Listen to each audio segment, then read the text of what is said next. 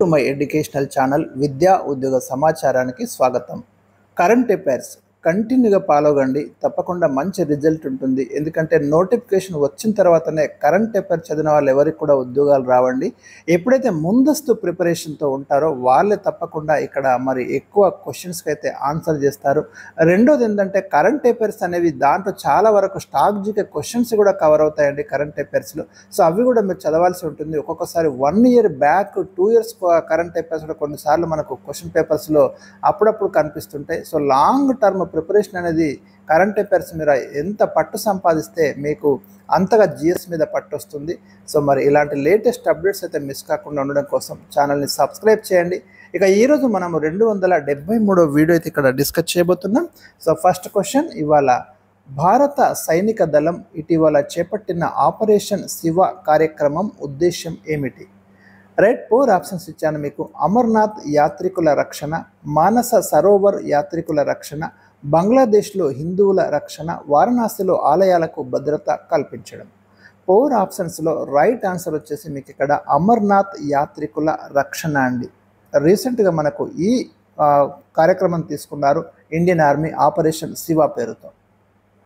Question number 2, London నుంచి వెలువడిన 2026 ఉత్తమ క్యూఎస్ విద్యార్థుల నగరాల జాబితా ప్రకారం ప్రపంచంలో విద్యార్థులకు ఉత్తమమైన నగరం ఏది? బెస్ట్ సిటీ స్టూడెంట్స్కి రీసెంట్గా మనకు ఈ క్వాకరెల్లి సైమండ్స్ అనేది ఒక రిపోర్ట్ ఇచ్చిందండి. సో 2026 కోసం ఇచ్చిన రిపోర్ట్లో స్టూడెంట్స్కి లేదా విద్యార్థులకి బెస్ట్ సిటీ ఏది అంటే ఇక్కడ 4 ఆప్షన్స్ ఇచ్చాను మీకు. London, Seoul, California, Beijing. Right answer వచ్చేసి సియోల్ అండి. మీరు ఎక్స్పెక్ట్ చేయండి, దక్షిణ కొరియా రాజధాని సియోల్ ప్రపంచంలోనే విద్యార్థులకు అత్యుత్తమమైన నగరంగా నిలిచింది. ఇక ఇండియా నుంచి మనకి 4 నగరాలు ఈ జాబితాలో చోటు సంపాదించుకున్నాయి. ఢిల్లీ 104వ ప్లేస్లో ఉంది, ముంబై 98 ప్లేస్లో ఉంది, బెంగళూరు 108లో ఉంది, చెన్నై 128వ స్థానంలో ఉంది. 4 సిటీస్ మనకు ఈ క్యూఎస్ లిస్ట్లో చోటు సంపాదించుకున్నాయి from India. Question number 3, 2025 July 15న పంజాబ్లో మరణించిన ప్రపంచంలో అత్యంత వృద్ధ మారథాన్ అథ్లెట్గా గుర్తింపు పొందిన వ్యక్తి ఎవరు? రీసెంట్గా మనకు పౌజా సింగ్ అనే 114 ఏళ్ల వయసున్న వ్యక్తి మరణించాడు. ఈయన రికార్డ్ ఏంటంటే మనకు ప్రపంచంలోనే అత్యంత వృద్ధ మారథాన్ అథ్లెట్ అండి. క్వశ్చన్ నెంబర్ 4, 2025 జూలై 15న షాంఘై సహకార సంస్థ విదేశాంగ మంత్రుల సదస్సు ఎక్కడ జరిగింది?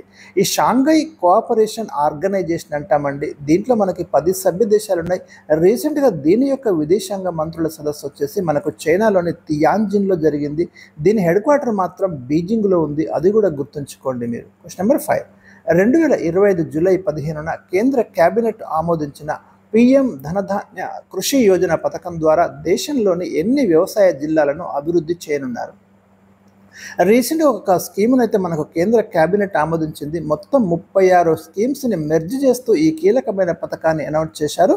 మొత్తం ఎన్ని జిల్లాలలో మనకు PM ధనధాన్య కృషి యోజన స్కీమ్ ఇంప్లిమెంట్ చేయబోతున్నారు? ఇక్కడ 4 ఆప్షన్స్ ఉన్నాయి. 100, 1000, 75, 50 డిస్ట్రిక్ట్స్. రైట్ ఆన్సర్ వచ్చేసి మనకి మొత్తం 100 జిల్లాలలో ఈ స్కీమ్ని ఇంప్లిమెంట్ చేస్తారండి. ఇందులో ప్రతి రాష్ట్రం నుంచి కనీసం ఒక జిల్లా తప్పకుండా ఉంటుంది, అది మీరు గమనించండి.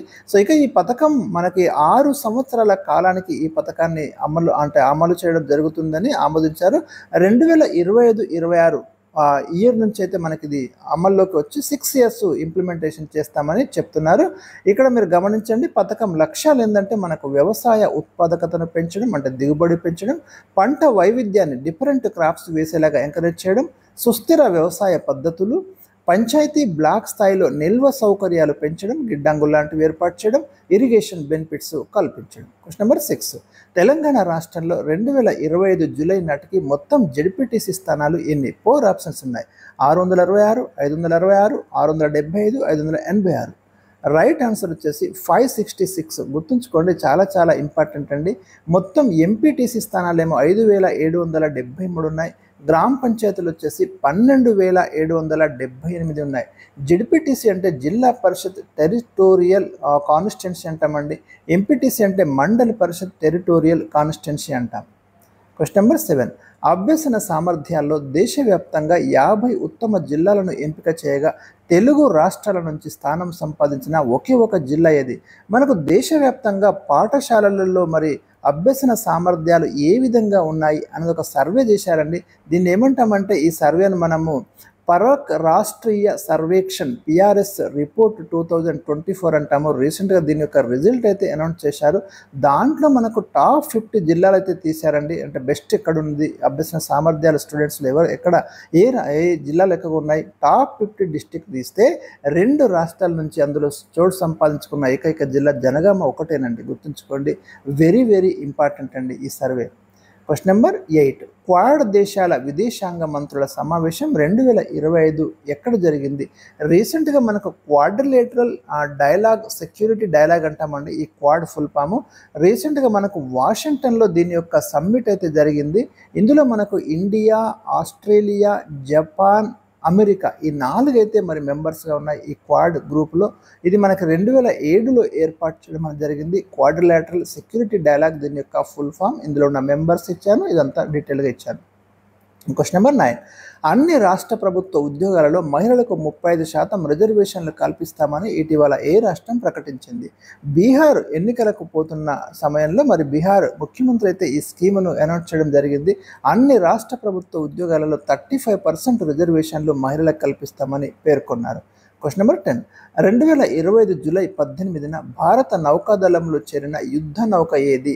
రైట్ ఆన్సర్ వచ్చేసి మనకు ఐఎన్ఎస్ విస్తార్. రీసెంట్గా మనకు జూలై 18న మరి కేంద్ర రక్షణ శాఖ సహాయ మంత్రి Sanjay Seth, Indian Navy chief admiral Dinesh Kumar Tripathi ద్వారా మనకు విశాఖపట్నంలో దీన్ని జలప్రవేశం చేయించారండి. దీన్ని నిర్మించింది హిందుస్థాన్ షిప్ యార్డ్. సో ఇవి నేను ఈరోజు మీకు ఇచ్చినటువంటి టాప్ 10 ఇంపార్టెంట్ కరెంట్ అఫైర్స్. ఇలాంటివి మిస్ కాకుండా ఉండాలంటే ఛానల్ని తప్పకుండా సబ్స్క్రైబ్ చేసుకోండి. వీడియోని మాత్రం లైక్ చేయడం మర్చిపోకండి. Thank you for watching.